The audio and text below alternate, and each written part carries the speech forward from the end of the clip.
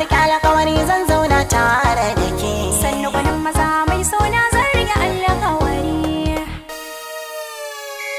Na aminta da ke hakika ya aminta da ni. Wanda yayi ma a rana shi ake baiwa amana. Gane gunki na zo tallafe ni ki share kuka. Na aminta da kai hakika ka aminta da ni. Wanda yayi ma a rana shi ake baiwa amana. Gani gunka na zo tallafi da ka share kukana.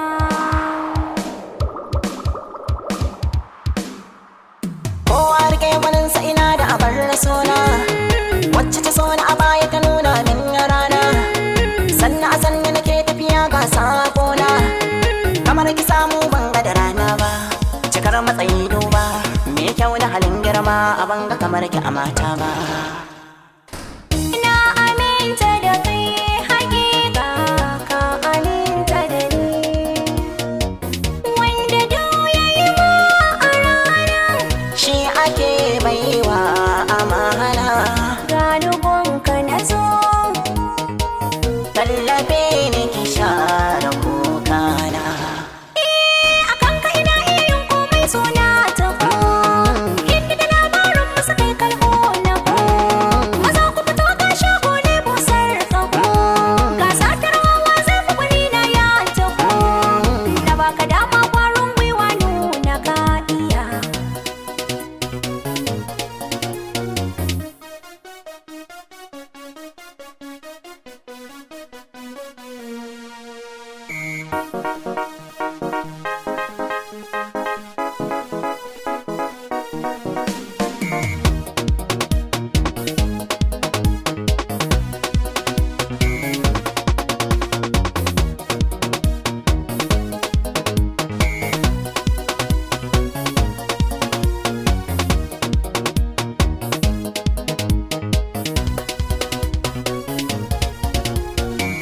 Na aminta da kai hakika ka aminta da ni.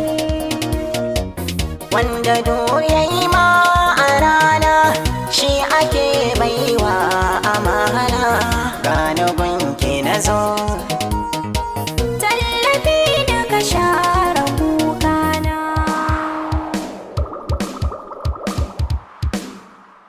a ko'ina tukarin ke zan karrama. Nutsuwa na dabi da biyayya to ga malama. Me kinki ba zan taɓa san sa ba ko kallon sama. Gane gaban ki na zo mai ƙaunata, zan zama gata mai ƙaunata a ba zan soki kuka ba. Na aminta da kai hakika ka aminta da ni. Wanda yayi ma a rana shi ake baiwa amana. Gani gunka na zo Tallafe ni ki share kukana.